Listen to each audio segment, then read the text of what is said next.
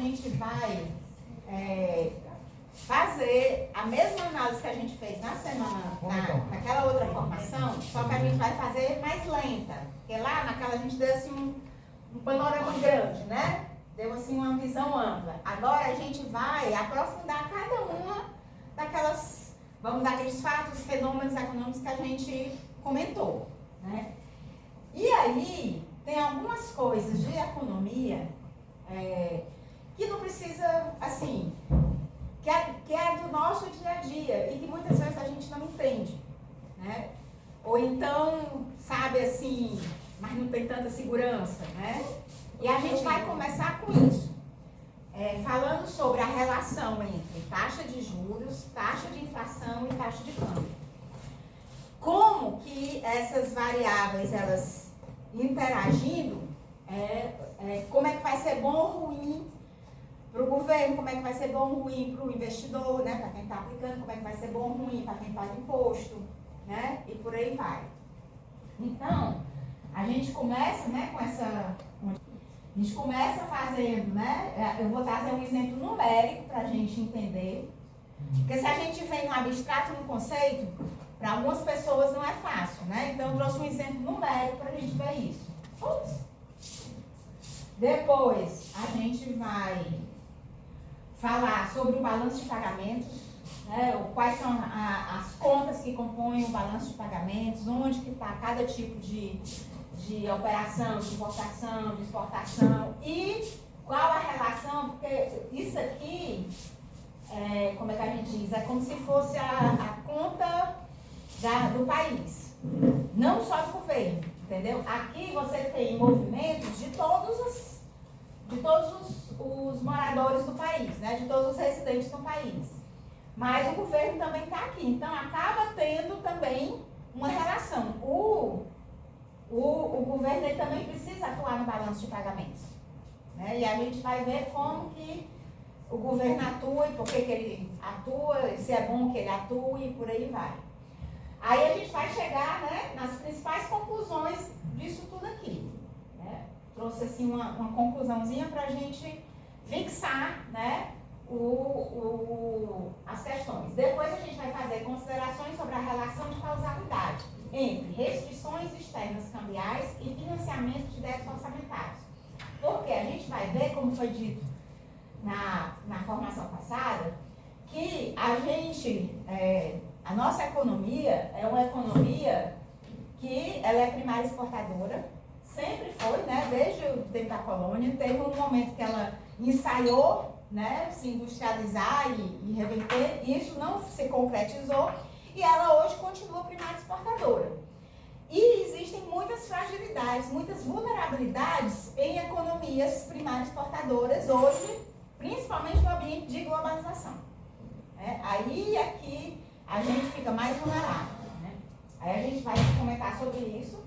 Aí depois a gente vai falar, oh meu Deus, sobre o empacotamento, né? Que é aquilo que foi feito no plano Brady de pegar os títulos da dívida externa do tempo da ditadura, né? Que não necessariamente eram dívidas públicas, mas que foram estatizadas, e como que foi feita essa transformação no plano Brady, e como que a gente acabou pegando títulos que não tinham valor nenhum no mercado e renovou uma dívida com títulos que não tinham nenhum valor no mercado. Também vou trazer um exemplo hipotético, numérico, tá? E depois a gente vai falar, né, do orçamento público e qual a relação que o orçamento público tem com tudo isso aqui. Porque geralmente a gente fala assim, todo mundo fala do orçamento público, do déficit público e tal, como se fosse a raiz do problema. Na verdade, o orçamento público, ele é onde o problema se expressa, onde ele se manifesta, mas ele não é a causa, tá certo? E aí a gente vai entender por que isso acontece. Então, a gente vai primeiro dar um exemplo dessa relação entre taxa de câmbio, taxa de juros e taxa de inflação, com hipóteses mais simplificadoras, né? A gente vai ter que o câmbio é fixo, tá certo? O câmbio sempre vai ser, né, para cada real ou para cada dólar, né, vai valer R$ 3,20. A gente vai fazer nesse sentido aí. Aí a gente vai variar só a taxa de juros e a taxa de inflação, certo? Para ver como é que existe o ganho, tá certo? De quem vem de fora, capital que vem de fora, aplicar aqui internamente no país. Por quê?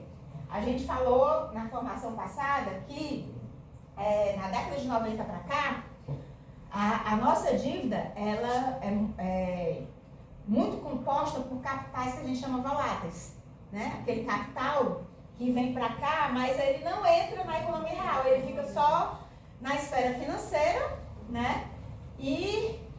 Ou seja, ele vem para especular. A gente sabe que internacionalmente não existem taxas de juros como as nossas, né? E aí eles vêm para cá ganhar isso, né? Então vamos lá, vamos imaginar que uma pessoa vem, né, com $100, para ele entrar no país ele tem que ir lá no Banco Central, e aí o Banco Central troca esses $100 e bota na reserva por reais. Então ele vai receber R$320. Quando ele entra porque no dólar não pode circular no país, né? Aqui só circula real. Então quando ele vem com dólar, o Banco Central transforma isso em real e deixa, né, a reserva lá em dólar garantido. Aí vamos imaginar que ele veio atraído por uma taxa de juros de 7%. Em reais, no período, pode ser um mês, um ano, 5 anos, né? Aqui eu não coloquei a questão de quanto tempo, mas num período como um todo, ele vai resgatar R$342,40 em cima dos 320 com a taxa de juros de 7%. Em dólar, o resgate dele seria R$107. $107. Desculpa, $107. Desculpa. Né? Aí, o que acontece? Só que a gente tem que considerar o efeito da inflação. Porque até aqui a gente está falando de juro nominal. O juro que está sendo pago no mercado. Mas a inflação, né? E aí vocês vão entender hoje bem direitinho porque que a gente conseguiu fazer com que o nosso plano real desse certo. Porque não era interesse só do Brasil, era interesse deles também. Então, se a gente tem uma taxa de inflação de 5% e uma taxa de juros de 7%, né, a inflação vai ser 17 e 12 em reais, né, e eu vou deduzir esses 17 desses 342 em reais, que vai ficar o resgate, né, R$325,28, certo? Ó, em relação aos 320, ele ganhou bem pouquinho, né? Vamos dizer assim. Porque você tirou aí a variação da inflação do juro nominal. O juro real aqui, no caso, seria 7 menos 5, dá 2%. Né? E aí, a gente deixa o câmbio fixo, não muda o câmbio fixo, né? Para a gente ver primeiro o efeito com o câmbio fixo. O que é que vai acontecer quando ele for transformar isso em dólar? Né? Pegar os 3,25 e dividir pelos 3,2 vai dar $101,65. Em relação aos 100, ó, ganho foi baixo, né? Então vocês estão entendendo qual é o papel da inflação aí, né? Aqui a gente tem, ó, taxa de juros 7%, a inflação vai ser maior do que a taxa de juros, certo? Olha o que acontece. Ele, na taxa de juros, continua o resgate em real no mesmo valor. Resgate em dólar, sem a inflação, a mesma coisa. Mas quando a gente coloca a inflação, olha o que acontece. O resgate em real é 308,16, que é menos do que os 320 que ele converteu quando entrou. E transformando em dólar, dividido por 3,2, vai ser 96,3. Ou seja, ele está levando menos dólares do que ele trouxe. Por isso que o povo foca tanto, né? A gente não pode ter inflação, tem que ter meta de inflação, não sei o quê, porque senão o capital externo não vem. E o capital externo não vindo, o que é que vai acontecer? Não tem investimento, não tem emprego, né? Na verdade, ele vir não garante que vai ter isso aí. Mas ele não vindo, a gente vai ter um estrangulhamento, uma crise no balanço de pagamentos. A gente não vai conseguir importar, certo? Coisas importantes para equipamentos, remédios e tal que a gente precisa, certo? Historicamente, desde o tempo da colônia, a gente sempre exportou, né, mais do que importou. E principalmente a gente tinha que exportar sempre muito mais, por quê? Porque a gente exporta produtos de baixo valor agregado e importa com alto valor agregado. Vocês viram aqui que ele sai perdendo. Aí vamos imaginar que a taxa de juros aumenta para 12%, tá certo? O resgate, né, 112, e a inflação de 10%, ele volta a ter um ganho, tá certo? Aqui ele mantém o dólar, mas é mínimo, tá certo? E se a taxa de juros aumenta mais, o ganho dele, né, vai aumentando. Então, essa é a razão para a gente ter taxa de juros elevadas. Na época do Plano Real, existia uma coisa que chamava âncora cambial. Vocês já devem ter ouvido falar nisso. E houve uma época que o real estava valendo mais do que o dólar, né? Então, mas por que o dólar começou a valer menos? Porque a gente tinha zero de inflação, tinha acabado com a inflação, e a gente tinha altíssimas taxas de juros que eram praticadas desde o tempo do Collor, do Marcílio Marques Moreira, certo? A gente tinha altas taxas de juros que eram para atrair esse capital.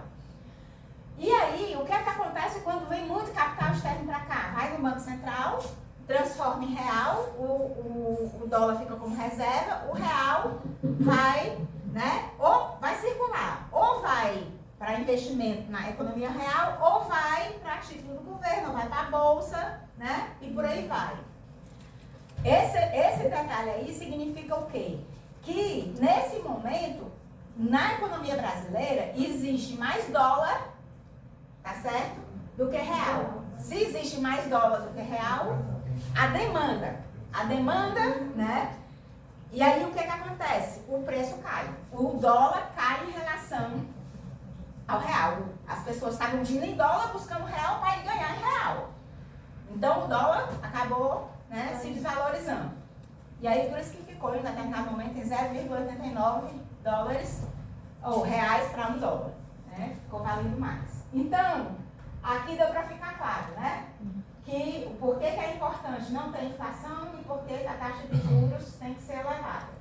Isso tudo com câmbio fixo.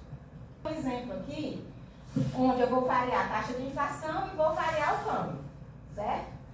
Ele era 3,2, ele vai se sobrevalorizar para 2,8, aqui o dólar vai valer mais do que o real, e ele vai se desvalorizar indo para 3,50, um dólar valendo 3,50. Aí a gente vai ver qual é o impacto que isso vai trazer. Então, olha só, R$100, câmbio de 2, né, na entrada, 3,20, aí a taxa de juros, a gente vai deixar ela constante também, 7%. Aí o resgate em reais fica 342, o resgate em dólar 107, aí a gente vai variar a taxa de inflação. Para uma taxa de inflação de 2,50, certo? O resgate em reais vai ficar 333, tá? Maior do que os 320. Dividido pelos 3,2, que é o câmbio fixo, ele vai resgatar em dólar 104, maior do que o 100. Mas vamos imaginar que o dólar se sobrevalorize. O que é que vai acontecer com o ganho dele? Ó, sem a mesma taxa de juros, a mesma inflação, o dólar se sobrevalorizou. Olha o ganho dele, para onde é que vai? R$119. Ele entrou com 100, vai sair com 119. Agora vamos, a mesma coisa, 100, o dólar de 3,20 aqui na entrada, 7% de juros, 2,5% de inflação, mas o câmbio se desvalorizou. Em vez de valer $1 3,20, agora é $1 3,50. O que vai acontecer com o resgate em dólar? Perdeu dinheiro, perdeu $5, tá vendo? Entende por que antes a gente tinha no militar, teve uma maxi desvalorização, né? O que era essa maxi desvalorização? Para incentivar as importações, a gente conseguir, as exportações, desculpe, e a gente conseguir ter reserva cambial, né, para pagar as coisas. Só que a maxi desvalorização, ela acaba sendo inflacionária. Depois a gente vai ver isso. Mas por que fazia isso? Porque era uma necessidade. Porque senão a gente não honrava os compromissos. Mas veja que a desvalorização não é de interesse a desvalorização do nosso câmbio não é de interesse do mercado. É por isso que a gente tem a história da banda, né? Antes da década de 90, o câmbio era, na maior parte era fixo, ele não flutuava. Era o governo que vinha dizer, não, agora a gente vai desvalorizar, certo? Era ele que anunciava a desvalorização da moeda. Com o plano real, você teve a âncora cambial e a banda de flutuação. Quer dizer, nem passa muito para baixo, nem passa muito para cima. Para quê? Para dar previsibilidade para os investidores. Para eles saberem exatamente quanto que eles vão poder investir e para quanto que eles vão poder ganhar. Porque, ó, se a gente tem tudo igual aqui, aumenta a taxa de inflação para 5%, olha o que, vai acontecer com o ganho, que era 104, vai ser 101 na mesma taxa de câmbio. Se o câmbio se valoriza, olha só, vai baixar para 116 e não 119, né? Se o câmbio baixar para 2,80. E se ele aumentar para 3,50, ó, né? Se ele se desvalorizar, vai para 92, né? Vai ser menos do que o 100. Então, o caminho é esse. Sempre que a inflação aumenta, e aí assim, aqui a gente tem a inflação menor do que a taxa de juros, então tem ganho real. A partir daqui, eu já começo a ter perda, né? Ó, 308, não é menos que os 320. Por quê? Porque a taxa de inflação está maior do que a taxa de juros. É o que a gente chama de juro real negativo, que está sendo feito em muitos países hoje, viu, gente? No Japão ainda está assim. Depois da crise de 2008, né, ficou muito tempo. Então, aqui ó, aumentou para 12, depois para 15. Agora, se você observar, a inflação aumentando, certo? Mantendo a taxa de juros fixa, quando você varia o câmbio, o comportamento ele vai ser diferente. Porque aqui você ganha com o câmbio fixo e com o câmbio valorizado. Quando a taxa de inflação... Quando a taxa de inflação passa a ser maior que a taxa de juros, você só vai ganhar com o câmbio sobrevalorizado. Tá? Por isso que a gente não pode deixar os capitais fugirem. Ninguém pode taxar capital, porque senão eles vão se embora. Né? É o terrorismo que o mercado faz. A gente vai ver porque que isso não é desse jeito que eles fazem, né? Que eles estão só fazendo chantagem. Aí eu também trouxe a mesma simulação, a gente variando a taxa de juros para 14%, certo? Mesma coisa, a taxa de juros 14%, as mesmas variações da inflação e as mesmas desvalorização e sobrevalorização da taxa de câmbio. Mas nesse caso, o comportamento vai ser o mesmo. Apesar da taxa de juros mais alta, não teve uma mudança aqui no comportamento. Até enquanto a taxa de juros, cadê ela? For maior do que a taxa de inflação, né, você tem ganho. Aqui eu não destaquei porque foi só 2 aí. Você tem ganho. Quando a taxa de juros, a taxa de inflação, desculpa, passa a ser maior do que a taxa de juros, aí você só vai ter ganho na sobrevalorização. Você vai ter perda aqui e aqui. E ó, aqui, 32 centavos a gente pode dizer que é ganho. Aqui 2, né? Por isso que eu não destaquei. Então, quanto maior a taxa de juros, mais fácil ele perder menos capital. Certo? Com a variação da inflação e com a variação também, a flutuação da taxa cambial. Ou desvalorizando ou sobrevalorizando. Balanço de pagamentos, né? O que é o balanço de pagamentos? É o registro estatístico resumido de fluxo de valores econômicos entre residentes e não residentes de uma economia, do país, né? Em determinado período de tempo. Essa coisinha aqui vai dizer residentes e não residentes, tem como uma diferenciação associada ao local onde produzem e consomem bens e serviços, certo? Hoje em dia, isso aqui está muito difícil da gente conseguir separar. Está cada vez mais difícil, né, na globalização financeira, desregulamentação, a gente conseguir separar isso aqui. Então, está cada vez mais complicado de fazer a gestão desse negócio aí. Mas o conceito econômico continua valendo por esse aí. Então, se eu estou exportando, eu sou residente. Eu vou receber dólar de um não residente.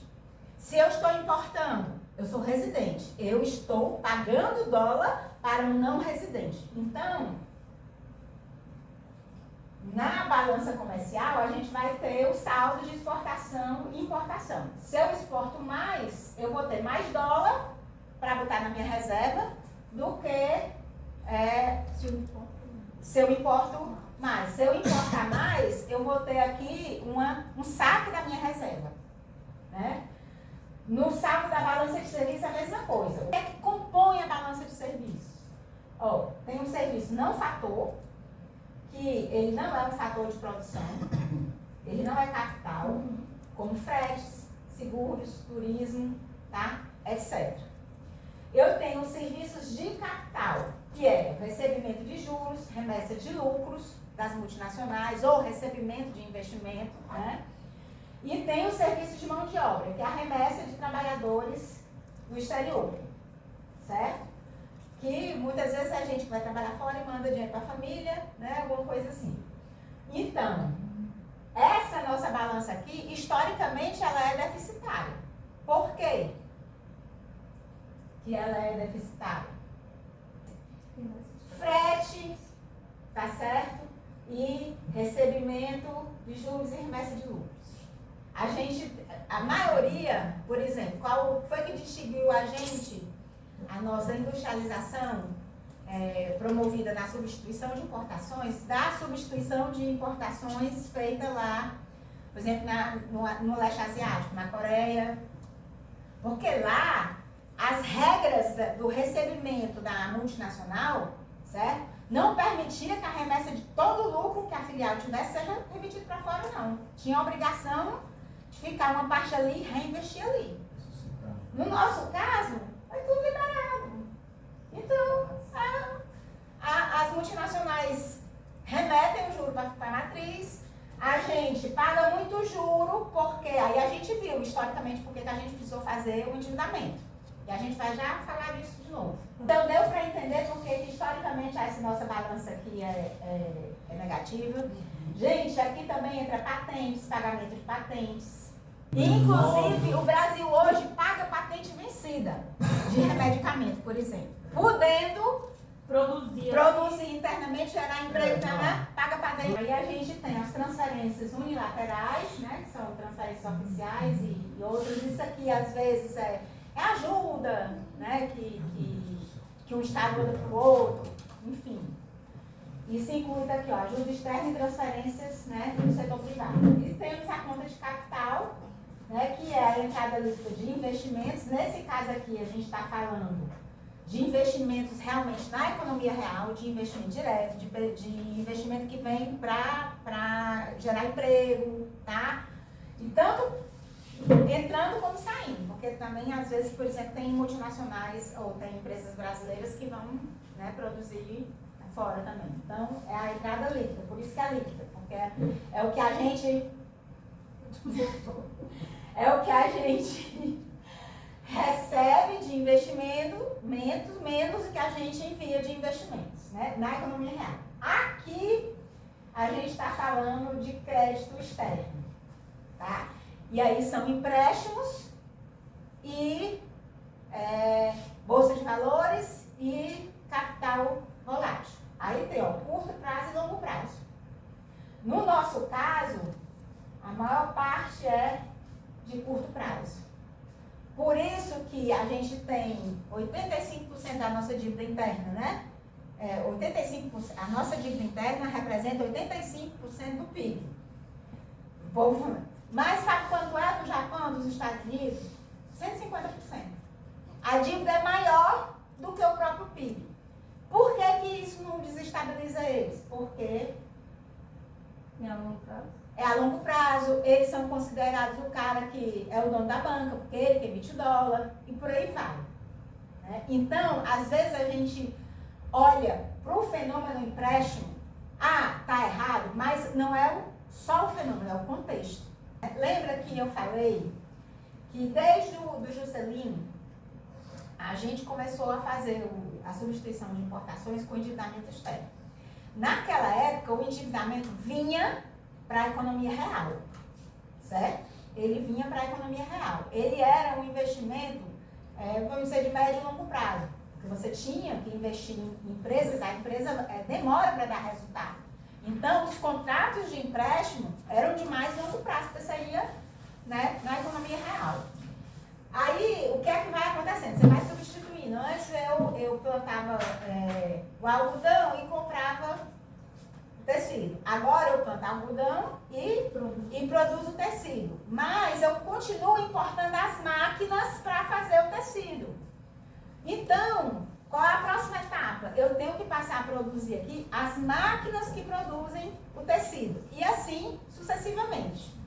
Chegou um momento, né, que a gente teve o contexto da crise do petróleo, a gente teve o choque financeiro, que foi aquela quebra da paridade do dólar com o ouro. Lembra? O cara simplesmente diz, olha, eu não tenho uma obrigação de te dar o ouro que tu acha que tu tem direito, não. Né? Então, com esse contexto internacional, a demanda dos nossos produtos diminuiu. Então, a gente começou a entrar em recessão. E aí, essa recessão também aconteceu porque, nesse contexto aí, teve a quebra da paridade do ouro-dólar, o choque do petróleo, que elevou drasticamente os preços do petróleo. E aí, o que acontece? Fica muito caro produzir, né? Não vale a pena produzir, não está tendo a rentabilidade, quer dizer, o que eu tinha que pagar de empréstimo com o custo do petróleo agora não compensa mais. A minha rentabilidade não vai produzir isso, então começa a não continuar produzindo, vou deixando a capacidade ociosa na empresa. E aí, teve também o que a gente chama de choque financeiro, que era o quê? Esses contratos que eram de longo prazo, eles eram de longo prazo, mas existia uma cláusula que dizia que a taxa de juros era flutuante. Que a taxa de juros, que era, vamos dizer, a indexadora do empréstimo, era a LIBOR ou a Prime. A LIBOR inglesa e a Prime americana. O que aconteceu nessa época? O governo também aumentou o inglês e o americano dramaticamente a LIBOR. Se era 5, foi para 20. Ou seja, a gente passou que, em vez de ter que pagar o juro de 5%, a gente passou a pagar de 20%. Está entendendo como é que foi a nossa crise? A nossa crise veio de fora para dentro. Por causa da nossa submissão, né? Como a gente se insere no contexto internacional. E aí, quando passou a ser desvantagem, eu produzi e tal, não estava conseguindo mais exportar, até as reservas, né? O setor privado começa a entrar em crise. E o que é que acontece com a dívida externa que eu falei? Que a dívida externa é essa, né? Que a gente captou o empréstimo em dólar. O que é que começou a acontecer? A estatização da dívida. Como é que foi feita essa estatização da dívida? As estatais produzidas, né, criadas pelo governo, passaram a tomar empréstimos, tá certo? Por quê? Porque elas tinham um aval do governo. Então, elas tinham mais credibilidade do que o empresário que estava sem mercado e tal, não sei o quê, né? Então, as estatais passaram a tomar os empréstimos para poder disponibilizar para o país as reservas de dólar necessárias para fazer o pagamento dos empréstimos de quem estava devendo antes. Quem era que estava devendo antes? Era o setor privado. Olha, teve tanta política para você conseguir induzir. As estatais não podiam fazer um monte de condicionantes, tipo o que tem hoje. O lucro das estatais hoje, eles vão, quando a Petrobras distribui dividendo, né, para os acionistas, o governo é um acionista, mas só que ele não reinveste. O que é que ele faz? Paga a dívida. Começa a condicionar as coisas. Então, a estatização da dívida pública, ou da dívida externa, foi feita dessa forma. O crédito, a dívida inicial era privada, os agentes privados ficaram sem condições de receber e ter reserva para fazer o pagamento, aí o Estado entra na história para salvar, né, todo o processo. Só que aí, num contexto de inflação e choque financeiro, o que é que aconteceu com o Estado? Não conseguiu honrar os pagamentos. Não conseguiu honrar. Crise fiscal, no início da década de 80. Aí eles estão chamando de crise fiscal. Crise fiscal significa como se fosse da política fiscal, da política de investimento, da política que é realizada na economia real, né? Vamos dizer assim. Só que, na verdade, a gente vai ver que não foi bem uma crise fiscal, foi uma crise financeira. Porque a gente vai ver que foi a parte dos juros nesse endividamento aí, começou a crescer muito rápido em relação ao que a dívida inicial, né? E aí, aquela bola de neve. Isso, por que que a dívida estava crescendo? Por quê? Porque eu estava investindo mais na economia real ou ela estava crescendo numa bola de neve só de pagamento de juros financeiramente? Era bola de neve financeira. Por isso que a gente disse que era uma crise financeira. Claro, uma crise financeira sempre pressupõe restrições fiscais também. A gente não pode dizer que não existia uma questão fiscal, mas não era a raiz do problema. A raiz do problema vinha de fora para dentro do Estado. E o Estado servindo como, né, para atender os interesses internacionais. A gente sabe que a nossa burguesia sempre se aliou com o povo internacional, né, para poder ganhar. Tá? Então, a estatização da dívida foi isso aí. Tá? Deu para entender? Aí, outras coisas, né? Erros e omissões e o resultado, que pode ser deficitário ou superavitário. Historicamente, a gente tem superávit aqui, mesmo que seja um superávit frágil, porque é baseado em valores, né, em bens de baixo valor agregado. Tem déficit aqui, certo? A gente paga mais juros, mais remessa de lucros, patentes, né, fretes e tal, do que a gente recebe. A nossa conta de capital é onde esse problema para trás é resolvido.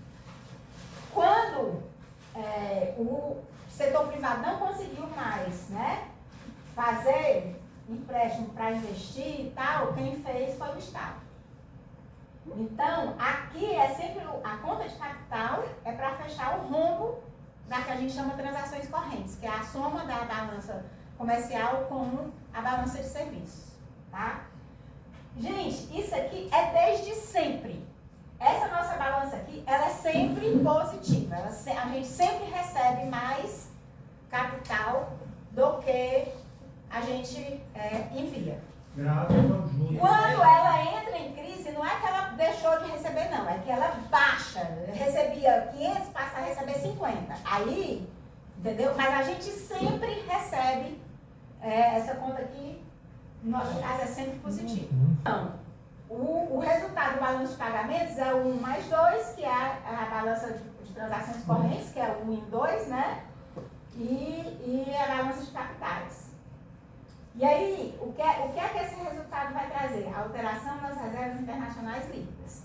Se eu tenho um balanço de pagamentos positivo, significa dizer que eu consegui acumular reservas. E se é negativo, eu perdi reservas. Deu para entender? Sim. Principais conclusões, né? A gente viu, com um câmbio fixo, a taxa de juros precisa ser maior do que a inflação, e quanto maior a taxa de juros, maior vai ser o ganho do investidor. Com o câmbio flutuante, quando a taxa de juros é maior do que a inflação, existe ganho com o câmbio fixo. Com o câmbio sobrevalorizado, vai elevar o ganho. E com o câmbio desvalorizado, vai ter uma perda. Isso com taxa de juros maior do que a taxa de inflação. E com o câmbio flutuante, a taxa de juros sendo menor do que a inflação, vai existir perda com o câmbio fixo ou desvalorizado e pode haver ganho com a sobrevalorização do ganho. A variação da inflação, né? A elevação da variação da inflação, quer dizer, quanto mais aumenta a inflação, menor vai ser o ganho com o câmbio sobrevalorizado. Certo? Aqui, eu estou concluindo aquilo que a gente tinha visto lá naquelas coisas. Tá?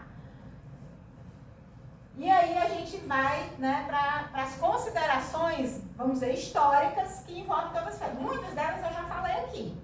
A gente vai só, como é que eu digo, fazer agora um raciocínio, né, sem quebra, todo encadeado.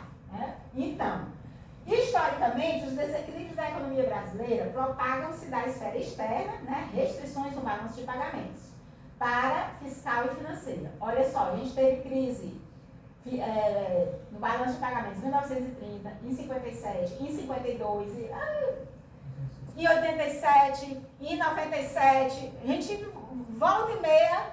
Eu me lembro até que eu tenho um tio, que na época eu tinha acabado de fazer pouco tempo que eu tinha me formado, né, em economia, né, em 97, lá com a crise asiática, né? Aí ele disse: minha filha, me diga uma coisa, por que é que quando eles estão ganhando dinheiro, não acontece nada comigo? Eu não ganho dinheiro, eu não passo a ganhar mais porque eles estão ganhando dinheiro lá. Mas quando eles perdem, eu perco também. Porque o lucro é privatizado e o prejuízo é socializado, né? Inicialmente, os estrangulamentos externos trouxeram a necessidade de substituição de importações, que constituiu em um processo circular com incremento da pauta de diversificação da produção e surgimento da necessidade de outros itens importados, que resultariam em novas restrições cambiais e nova onda de substituição de importações. É aquilo que eu falei. Eu só plantava, passei a plantar e fazer o tecido. Mas eu precisava importar a máquina para fazer o tecido. Aí, como teve um problema cambial, não estava mais tendo dinheiro para importar, o que é que eu fiz? Substituí, comecei a produzir internamente. E assim sucessivamente, né? A máquina que produz, a máquina que faz o tecido, né? Enfim, capital tecnológico, quer dizer, você vai, né, nesse ciclo. Você tem uma facilidade, aí tem uma restrição, aí com a restrição você substitui outro nível, né, no nível mais elevado das importações, aí tem outra restrição e por aí vai. E a gente resolveu historicamente essas restrições com substituição de importações, mas também com empréstimos externos. Né? É como eu disse, a nossa conta de capital. Né? Gente, se a gente pensar, qual é a outra coisa assim, que vale mais para você exportar? Que vale mais? Capital. Ah, certo, é verdade. O que é que acontece com os países? Eu disse, a nossa situação sempre foi vulnerável, né? É verdade. O que é que acontece com os nossos países desenvolvidos, tal, bem credores? Eles exportavam máquina para tecido, aí eles deixaram de exportar máquina para tecido, aí eles aumentaram a produção de máquina que vai fazer a máquina de tecido, aí aumentaram a produção de coisa do petróleo, não sei o que e tal. Aí chegou um momento que a maioria dos países já tinha feito substituições, estava todo mundo mais ou menos produzindo a coisa internamente. O que é que ele vai exportar agora? Capital. Para o país comprar as máquinas, né, dele. O dinheiro para o país. Agora veja só, ele vai ganhar, porque a gente vai importar dele, e ele vai ganhar como juro de carro do empréstimo. Né? O negócio não é para qualquer um, não. Então, a partir de um dado momento, esse processo se esgota e é necessária a poupança externa e a demanda autônoma do governo para viabilizar as importações necessárias para o desenvolvimento. E aqui é quando começa a existir a estatização da dívida. A estratégia de inserção passiva do Brasil versus a estratégia do leste asiático, que é aquilo que eu falei. Eu vou me inserir, mas eu vou condicionar a remessa de lucro. Eu vou querer transferência tecnológica. Eu não vou querer só chegar aqui e produzir sem existir uma transferência tecnológica para que eu tenha um salto tecnológico também interno, desenvolvimento de tecnologia interna. Foi uma postura diferenciada da nossa. A nossa foi altamente, né, igual aos colônios, submissa, submissa, submissa. Né? Então, aconteceu o superendividamento externo no contexto da elevada oferta de capital no mercado internacional e aprofundou a dependência da economia brasileira. Né? Porque se a gente era dependente antes de importações das máquinas e tal, a gente agora é dependente de capital. Aprofundou o nosso nível de dependência. E isso aqui, elevada oferta de capital no mercado internacional, Lembra que eu falei por que existiu a quebra da paridade ouro com dólar? Estávamos em Guerra Fria, né? Os Estados Unidos emitindo muita moeda para poder fazer frente, né? Para poder desenvolver armamentos. O que é que acontece quando os Estados Unidos emitem muita moeda? Excesso de moeda de dólar em circulação no mundo. Esse dólar precisava ir, né, para algum lugar para se valorizar mais. Né? E aí, existem vários países, é tanto que essas crises de endividamento não aconteceram só no Brasil. Argentina. Na Argentina, no México, no Equador, em vários países, na África, entendeu? Recentemente até na Grécia, na Europa. Na Itália, na Grécia. Então, foi a que a gente chama, né, de liquidez muito grande no mercado internacional, que favoreceu que a gente também se superendividasse. Na verdade, tem autores que defendem que a gente se superendividou por causa disso. Por causa para atender os interesses desse capital que estava precisando se valorizar em algum canto. Não necessariamente a gente se endividou porque a gente precisava. Tem autor que diz, não, o nosso sobreendividamento foi muito mais pelo excesso de oferta e imposição de empréstimos do que necessariamente por uma necessidade. Porque aí o que acontece? A gente, né, o dinheiro está vindo, chegar, o cara dizia, não, a gente faz assim, faz assado, aí você compra a máquina, desenvolve aqui, aí você vai entrando achando que está fazendo uma coisa boa. O capitalismo, ele funciona com o crédito. A gente vai ver aqui a história do multiplicador. Ele cresce e ele se desenvolve por causa da existência do crédito. É importante para o desenvolvimento capitalista você ter crédito. Agora, esse crédito precisa estar dentro, né, de um conjunto de princípios, de um padrão. Quando ele deixa de ser crédito, né, que vai propiciar a economia real e passa a ser financeiro, então, teve o choque financeiro, a crise fiscal das economias em desenvolvimento, né? Ou seja, a ruptura do padrão clássico de financiamento externo, que era esse financiamento externo em formas de empréstimos, né? Com contratos de empréstimos para a economia real. E aí você passa a ter ajustes de curtíssimo prazo para evitar crises cambiais e hiperinflação. Esses ajustes que de vez em quando, né, o governo faz. Corta o crédito disso, ou então, enfim, administra só o curto prazo e não vai na raiz do problema. Por exemplo, a gente vai ver que durante a década de 90, do meio da década de 80 para a década de 90, a gente teve vários tipos de ajuste desse de curto prazo. Uma coisa que também foi feita pelo governo na década de 90, a gente teve também, né, uma crise de liquidez, né, de endividamento na década de 90. E aí a gente teve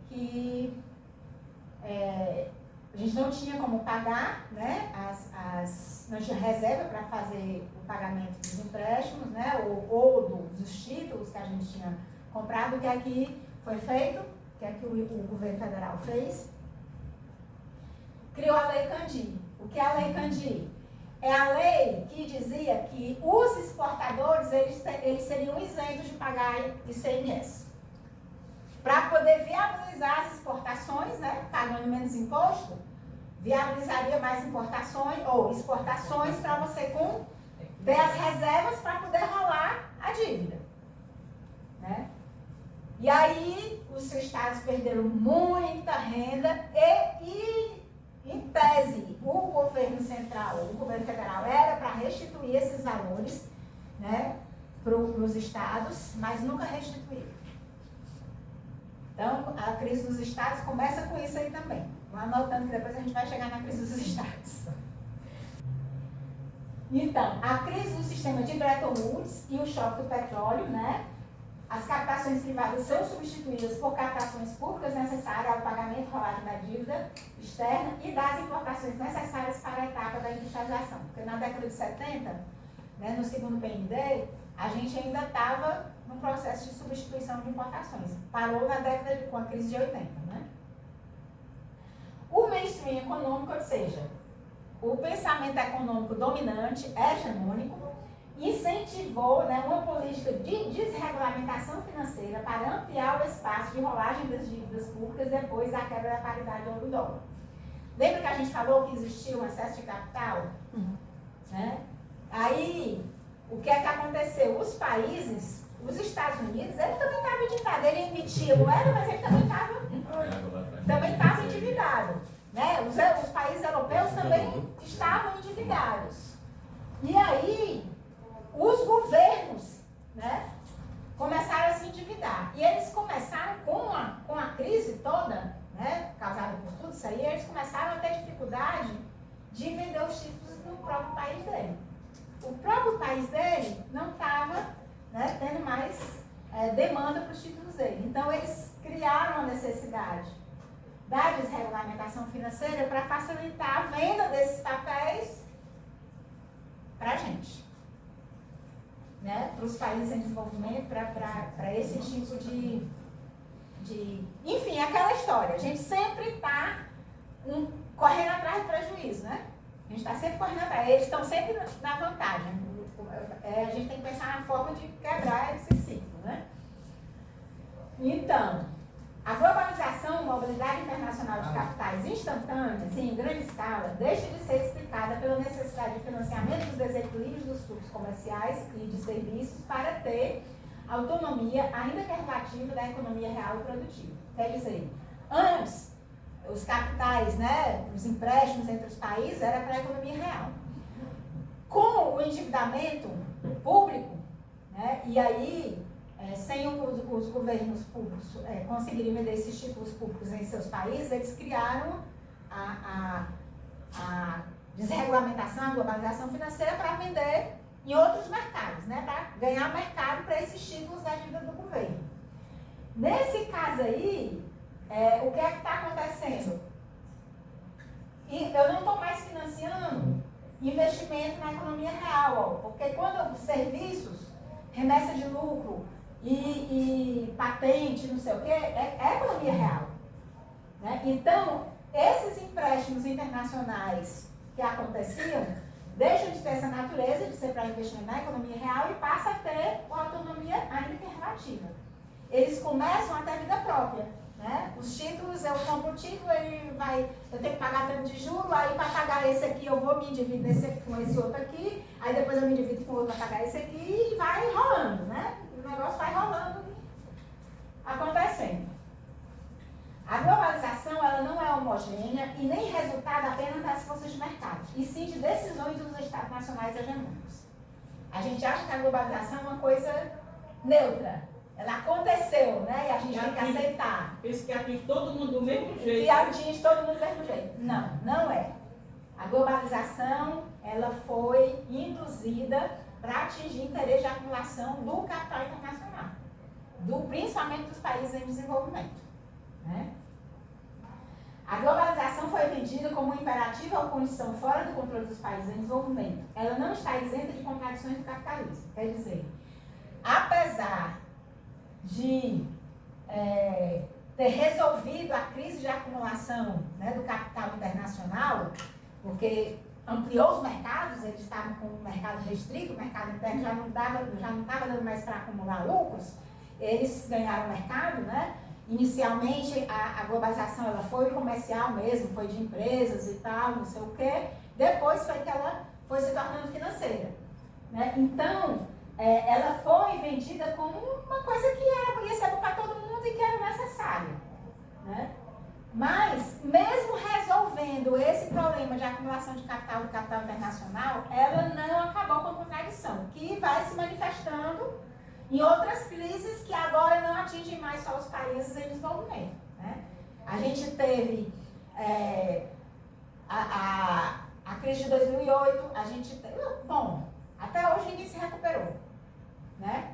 Dessa crise de 2008 que aconteceu lá nos Estados Unidos. Aí a gente já tinha tido uma crise também na década de 80, teve na década de... Só que as crises elas estão ficando cada vez mais próximas. Antes demorava 30 anos para ter uma crise, agora aí foi para 20, aí foi para 10, agora está de 5. Né? Daqui a pouco a gente não sai mais dela. Se a gente não mudar o modelo, não vai sair mais dela. Né? Então, os determinantes exógenos da globalização financeira alteraram a macroeconomia, o grau e a natureza da vulnerabilidade externa brasileira. Lembra? Antes a gente dependia porque tinha que importar máquina, agora a gente importa capital. Antes a gente importava capital de longo prazo, para a economia real, que era para gerar renda, emprego e tal. Hoje a gente depende de capital especulativo volátil que vem aqui ganhar juros, ganhar com as elevadas taxas de juros que a gente tem. Então foi se vulnerabilizando. Né? A abertura comercial e, na prática, a própria estabilização da economia com valorização cambial não faz parte de nenhum projeto de desenvolvimento nacional. Atendem principalmente às necessidades do capital globalizado. Ou seja, o Plano Real vingou porque era de interesse do mercado internacional que a gente não tivesse inflação para poder os capitais deles ter onde se acumular. Porque no mercado internacional eles não estavam mais tendo rentabilidade. Então, eles tinham que encontrar um hospital para o capital internacional. O hospital foi o Brasil. A gente favorece a estabilização, né, financeira lá. E como é que foi isso? Exatamente trazendo muitos capitais para cá, para você ter a sobrevalorização cambial ao ponto da gente ter 0,89 reais por dólar. Né? Aumentou enormemente a oferta de dólar. Quando acontece isso, o dólar se sobrevaloriza e a gente pode importar mais. Facilita as nossas importações. Agora, infelizmente, com o Plano Real, a gente importou, mas importou o quê, gente? Bugiganga, carro, consumo de luxo. A gente não importou equipamento, não importou tecnologia, não importou, enfim, para você... Estrutura, né? A gente usou essas reservas para bens de consumo. É como aquela história que ela fala, por que eu vou alugar, por que eu compro, em vez de eu comprar a Xerox, né, eu vou alugar. É a mesma coisa. Eu, em vez de comprar a máquina, né, eu compro, sei lá, qualquer outra coisa e fico tendo que pagar pela máquina. Então, todo esse capital que veio no Plano Real, ele acabou viabilizando, né, importações para que favoreceu os mercados e as empresas internacionais, né, e a nossa classe dominante, que pode importar carro importado barato e por aí vai. Né? Então, o Plano Brecht, né, que é a continuidade dos empréstimos externos, condicionados à abertura comercial e atendeu a necessidade de ampliar mercados para a indústria dos países credores. Era o que eu estava dizendo. Na década de 90, a partir de 1992, a gente começou uma renegociação dessa dívida externa. Né? Que existem desconfianças, né, de que já estavam prescritas, que não tinha mais valor de mercado e tal. E foi feita uma negociação de 92 até 94, e a partir de 94 foram lançados os títulos do Plano Brecht. Né? E isso tudo foi feito, era mais capital que vinha, né? Vinha mais dinheiro, mas esse capital que estava entrando agora, ele não vinha para investimento direto. Ele vinha para viabilizar o pagamento desses títulos. No início, a dívida era para investimento na economia real. Agora não. O Plano Brecht, ele veio trazer capital para pagar a dívida que estava sendo rolada e que a gente não sabia se era legítima toda ela. E aí, a abertura comercial, como eu falei, né, você trouxe mercado não só para os títulos com essa regulamentação financeira, para os títulos dos governos de países desenvolvidos, como também para as empresas. Né? Se vocês lembram do tempo do Collor, né, e tal, então, a abertura comercial, ela foi de interesse, foi uma imposição na época do mercado para você fazer o Plano Brecht, para você fazer a rolagem e a gente ter condições de sair daquela recessão que a gente estava. Todo mundo disse que a década de 80 foi uma década perdida, né? Porque não se fez nada, não se construiu nada durante a década de 80. Então, a condição era essa, né? A gente teve, então, um novo ciclo de endividamento externo com capitais de natureza especulativa e volátil, possibilitado pela liberalização cambial, que é a flexibilização das remessas de dinheiro para o exterior, né, brasileira em 1992. O que é essa flexibilização de remessas? A história das remessas de lucros, né? Não, você vai mandar lucro, mas só 50%. 50% você vai ter que reinvestir aqui. Isso no investimento direto. E no investimento na Bolsa de Valores? Não, tudo bem, você vai entrar aqui, mas para você sair, você vai esperar 90 dias, 3 meses. Tem uma carência, né?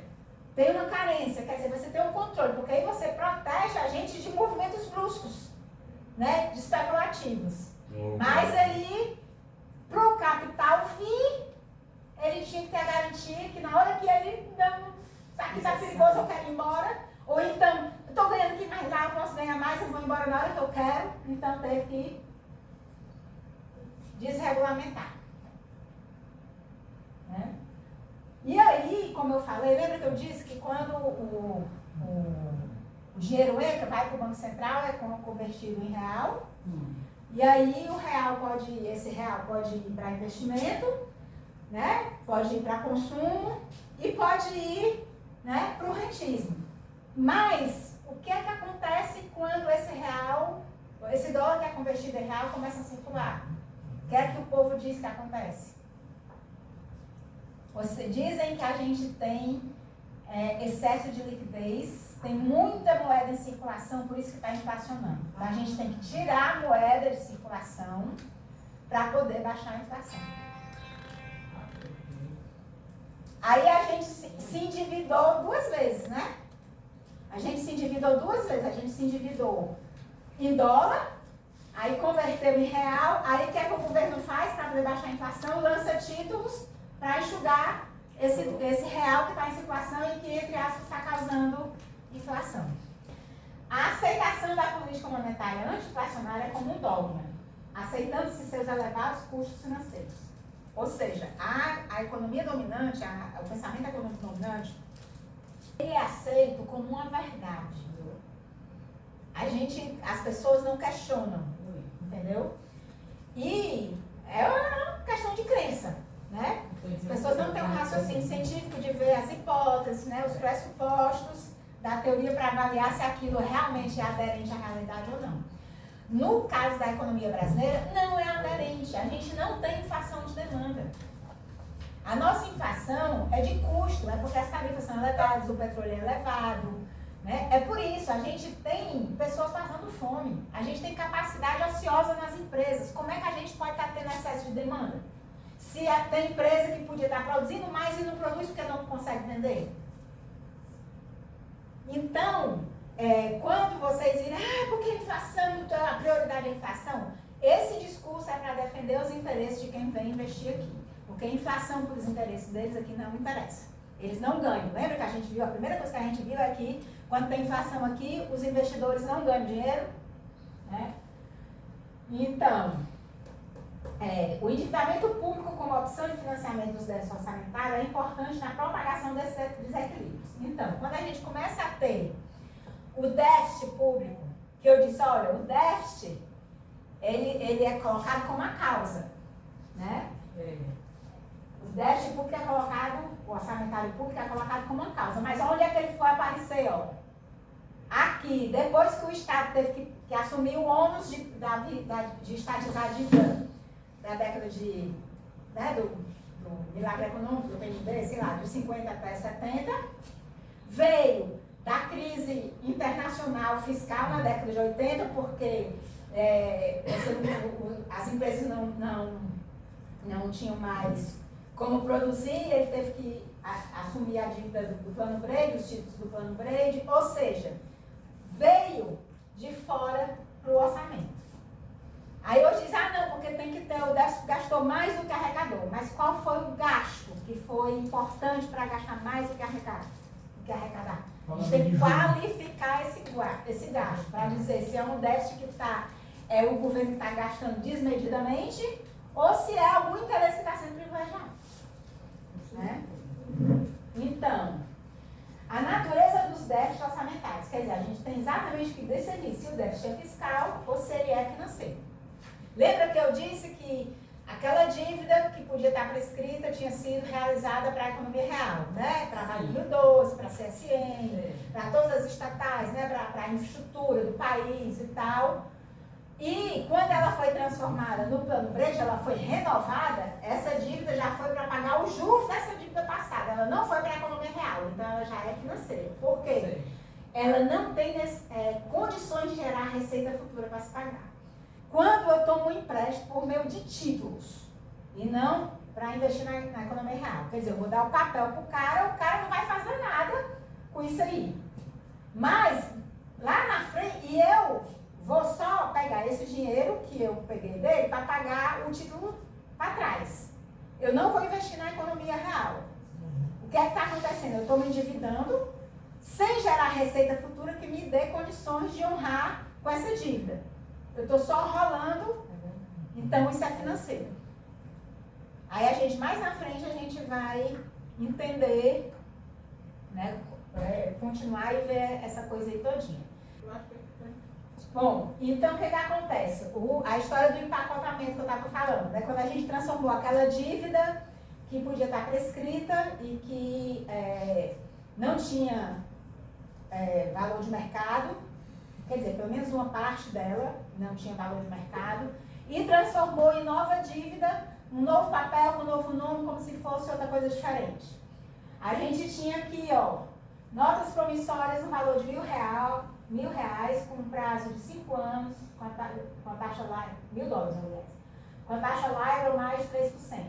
Né? Notas promissórias que os empresários pediram emprestado, um grande empresário pediu emprestado e tudo mais. A gente teve dívidas juntas a bancos privados, né, com prazo de 10 anos, a taxa Prime mais 5%, né, no valor de $8.000. A gente tinha títulos prescritos, com prazo de 2 anos, pré-fixados em 8%, que o valor de face do título era $2.000. Né? No mercado zero, né? No mercado era zero. Não valia nada. Não valia nada. Porque o que acontece? Quando existe uma coisa que chama mercado secundário, que eu vou dizer como é que ele funciona na próxima formação. Sei. Que é exatamente o quê? Existe a primeira dívida, que é feita para a pessoa ganhar, né? E esse título ele fica circulando. Eu comprei, mas aconteceu um previsto lá na minha fábrica, vou precisar de dinheiro, então eu passo o título para frente, pego o dinheiro. Entendeu? Ou então, não, eu encontrei um bem espetacular que vai me pagar mais e tal, então eu vou vender para ganhar, né? Mercado secundário. Toda dívida tem esse mercado internacional. Então, todos esses títulos aqui, tá certo? O valor de face era 1.000, né? Era 8.000, era 2.000, era 3.000, que totalizava 14.000. No mercado, se você fosse negociar, ele não valia 1.000, ele só valia 800. Por quê? Por que o cara ia pagar quase 1.000 se quando fosse resgatar esse título ele ia pagar 1.000? Ele paga menos, apostando que esse título vai ser realmente pago. Né? Essa de 8.000 é hipotético, tá, gente? Isso aqui. Valia 5.500. Os títulos prescritos, obviamente, não valiam nada. Né? E notas promissórias, que valiam 3.000, valeriam 8.000. Ou seja, qual era o valor de mercado dessa dívida? 7.100. Na prática, a gente não devia 14.000, a gente devia 7.100. Porque era o que esses papéis estavam valendo no mercado. Ou seja, esses papéis eles se desvalorizaram com o tempo. Aí, o que é que o Plano Brejo fez? Pegou, agrupou isso aqui tudo numa coisa só, né? Pegou isso aqui tudo num balaio de gato só e fez novos títulos. Pós-fixado para 8 anos, taxa Prime mais 4% carência de 2 anos, um exemplo, né? $9.000. Pré-fixados prazo de 3 anos, taxa de 8%, carência de 1 ano, 5.000, dava 14.000. Então, ele renovou a dívida, tá certo? pelo valor de face. Oh, meu Deus. Pelo valor de face. Ele não renovou a dívida pelo valor de mercado, que era o que ela valia realmente. Ou seja, a gente perdeu aqui, o país perdeu. Porque a gente, com isso, o que a gente fez? A gente garantiu o ganho para o cara que tinha investido num mercado arriscado e ele teve risco, é tanto que a dívida só valia 7.100 e mesmo assim ele teve garantido que ia ter, ou seja, ele não teve risco. Aqui a gente ficou com o prejuízo do risco, é aquela história. O lucro é privado e o prejuízo é socializado. Então o prejuízo foi socializado com todo o povo brasileiro. Isso é que foi o empacotamento. Então, foram vários títulos, né? Eu acho que tinha uns 8 ou 9 tipos de títulos diferentes do Plano Brand. Mas foi isso. Isso aqui, inclusive, é um dificultador para uma auditoria. Como é que a gente vai provar que essa dívida aqui era ilegítima porque ela não valia mais nada? Então, ela não tinha que ter sido prorrogada. Como é que a gente vai provar que esse aqui, que só valia 800, né, foi renovado por 1.000? Porque mudou, misturou tudo. Então, dificulta, inclusive, a auditoria. Só que, mesmo sendo difícil, ainda tem condições de ser feito, né? Aí, só para vocês verem o impacto aqui, olha, de dezembro de 95 até julho de 2009, né? Juros altos, principal fator de crescimento da dívida do setor público. Aí, aqui já na esfera do Plano Real, né? A gente já está falando do endividamento volátil do tempo do Plano Real e que foi acumulador de reservas para a gente importar carro. Olha só, como é que foi crescendo, ó, necessidade de financiamento do setor público, primário e os juros nominais. Olha só como vai crescendo, ó, 96 foi 44,2, foi para 43, em 98 estava em 68, 99 foi para 87, 2000, 78, 2001, 86, 2002, 112, 144, 128, 157, 160, os juros nominais. Por quê? Porque eu estou endividando sem gerar renda. Aí esse juro vai se acumulando. Aí a bola de neve vai crescendo. Né? Então, isso aqui é um exemplo. E aí, se você olhar... Oh, meu Deus. Se você olhar as outras variáveis, né, ó, dívida líquida total, que aí vai pegar essa dívida aqui, mais a questão do câmbio, ó. Olha aqui o câmbio. Tem uma hora que ele é até negativo.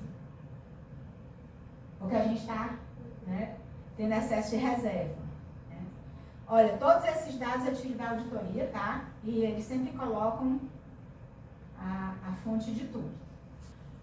Então, pronto. A partir da próxima formação, a gente vai começar a relacionar o déficit orçamentário do governo com o que a gente tem para trás. Rapidamente, eu vou falar só para... Eu acho importante fazer a ligação com o que a gente viu para trás, tá? Sem a gente aprofundar aqui, tá? Na dinâmica que vai acontecer aqui, falando do resultado. O déficit, o resultado primário, é igual à receita primária total menos a despesa primária total. Ou seja, o que eu gastei com a economia real e o que eu recebi da economia real. O que é que o governo recebe da economia real? Um dividendo, recebe pagamento da dívida dos estados, tá certo? Enfim. E quando as receitas primárias são maiores do que as despesas primárias, a gente tem um superávit. Que é isso que eles querem, né? A gente tem que ter superávit, ajuste fiscal. O que é feito com o superávit? O certo é a gente fazer novos investimentos, né? Ou amortizações.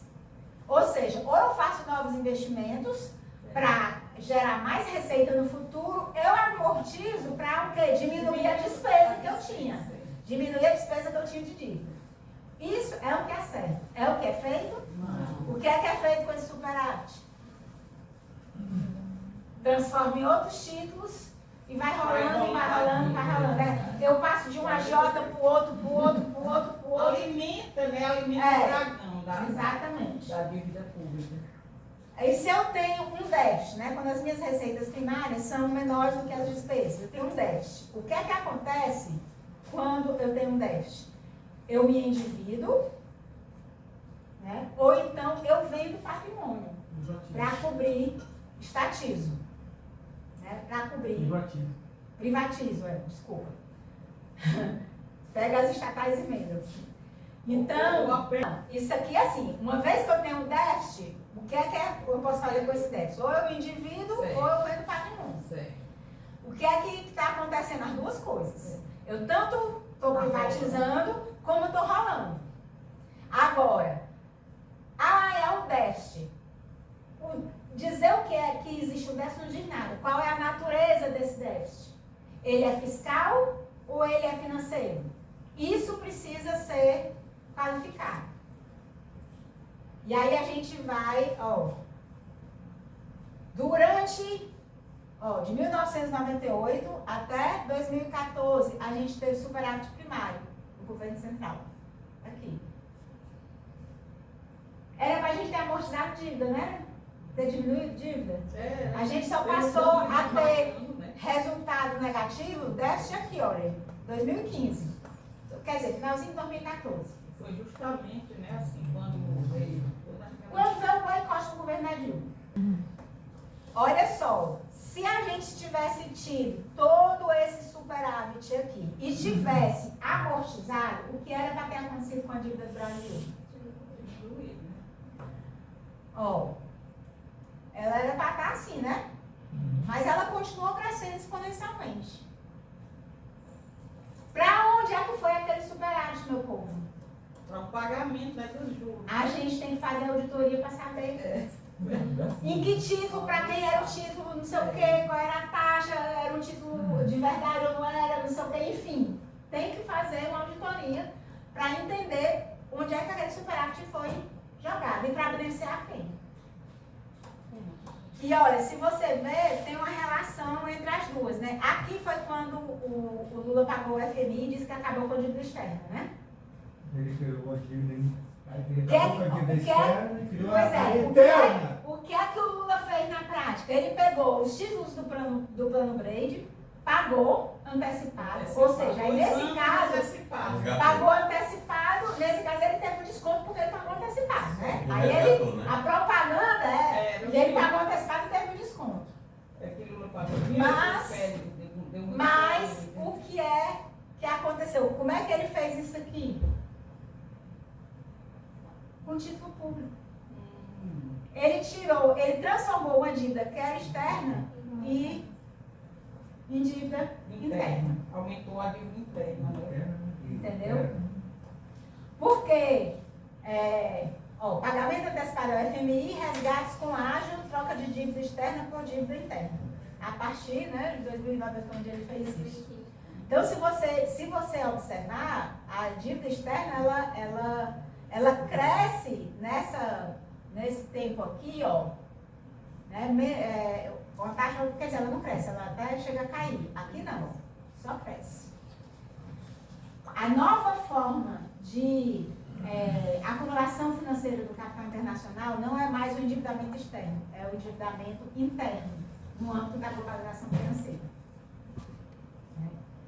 Enfim, agora acabou, aí na próxima a gente começa falando mais sobre isso aqui, para a gente detalhando isso aqui, para a gente entender a natureza desse déficit aqui.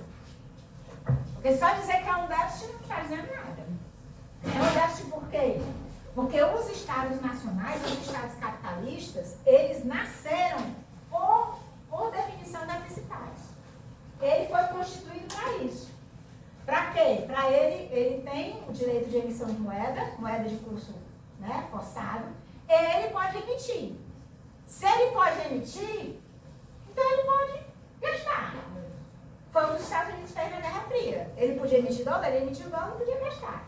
Claro que isso é um movimento que não deve ser infinito, né? Você tem que ter, né, vamos dizer assim, não é só fazer a emissão, você tem que fazer a emissão e tem que fazer a modulação dessa emissão, onde é que vai ser investido, o que é que vai gerar de emprego, dinheiro e tudo mais. Então, o Estado ser deficitário por si só não é um grande problema.